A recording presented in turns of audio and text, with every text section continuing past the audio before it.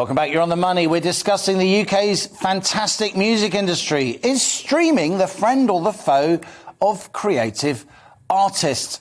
Now, Jasmine, you didn't get a say before the break. Our great financial oracle, you've been listening to the various views around the table. What's your view on streaming? I'm not a fan, generally, because I'm thinking about individual musicians, composers. So, for example, I'd just like to read out a text from a friend of mine who is a composer, classical composer. Yeah. So Thomas Hewitt-Jones, he said, streaming is a giant problem for musicians. He says Spotify massively underpay the artist and creative, in other words, the songwriter, and large record labels, the giants, do huge financial deals with the likes of Spotify. Pennies go to the individual presenters, the performers. And worth saying Spotify aren't here to defend themselves. Many artists do very well out of the streaming giants and Spotify. But what you're saying, Jasmine, is an echo. What your friend is saying is an echo of that DCMS report by the MPs back in the summer. Let's put that to Gennaro Castaldo. Gennaro, you are, the Brit Awards, which you're heavily involved with, are an amazing brand. I salute everything that they do. Obviously, the British phonographic industry, whose report we're discussing today, talking about the big increase in consumption of music. Again, good news. But what do you make of what Jasmine's composer friend said just there, in good faith, and indeed what the Select Committee said over the summer? Well, I actually have two questions for Jasmine. Firstly, how many times has that composer been streamed? Does she know that?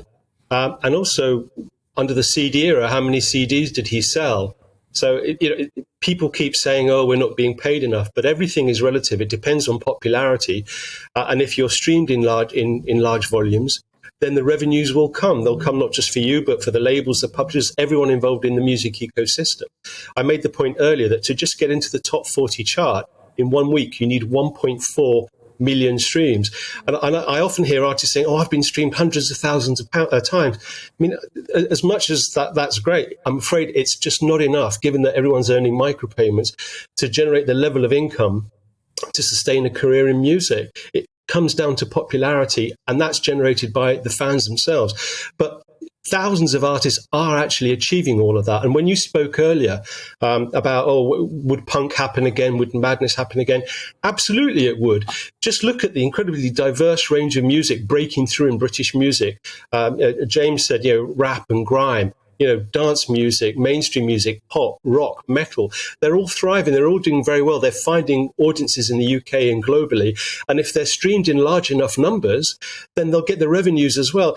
And often what artists don't always mention is that if they've done a deal with a particular record label and they've got all sorts of deals available to them now freely in a hugely competitive market, they will often get an advance. They get their royalties paid up front in advance. And if their music doesn't sell, they don't have to pay that money back. Okay, So it's actually a really important time for artists. Very good. Let Jasmine come back. Yes, well, he says he's been streamed 1.2 billion times. That's on TikTok, admittedly. So it's a different platform. But, all if he's been streamed 1.2 billion times, he would be a millionaire. So, something doesn't add up there, I'm afraid. Yeah, exactly. But that is the situation that a lot of people are finding. A lot of people that are not, if you like, mainstream, because now classical music is not seen as mainstream.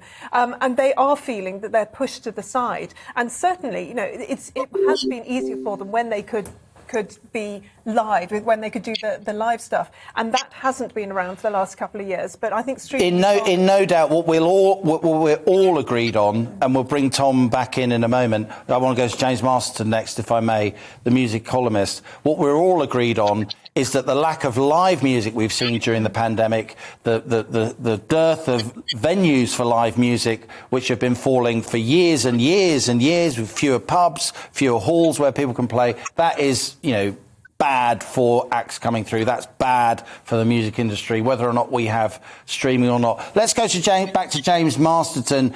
James, what do you make of the conversation you just heard there between Gennaro and Jasmine? I think it's only right that the question is asked about the level of remuneration that artists get from streaming, because yes, on the face of it, it does seem a rather small amount, and compared to the kind of revenues that you would expect from actually selling music and having people buy physical copies of your product in the past, yes, it does seem small. It has to be emphasised, though, that these are micropayments that do scale up to quite large quantities over time. And what the BPI has been keen to emphasise, and I do agree with them, is that the barriers to people achieving that level of success are now much lower than before. There is the gateways are there. You have lots of opportunities to develop the kinds of following and achieve the kind of popularity that gets you streams into the millions rather than the tens or hundreds of thousands, and actually starts to generate real money. So we shouldn't be too downcast about this. Yes, from the people at the very lower end of the scale, it's much harder to make money. But if you want to make real money making music,